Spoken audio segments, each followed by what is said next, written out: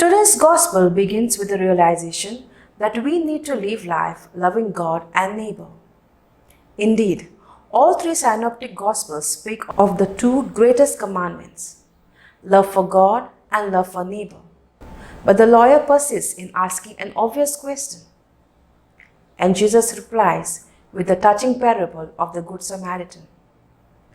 For the priest and the Levite, temple service was clearly of great importance than serving the wounded traveler. However, the Samaritan felt compassion for the Jew. Even though Jews were staunch enemies of the Samaritans, he forgot about himself and was concerned only about the injured person.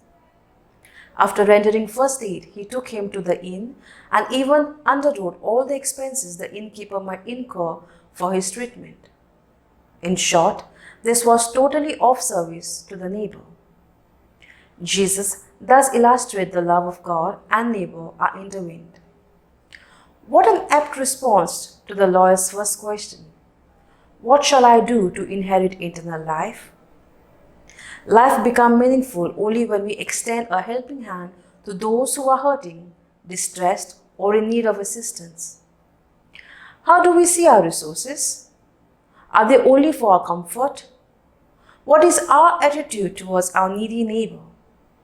Jesus says that whatever we do to the one of the least, we do to him.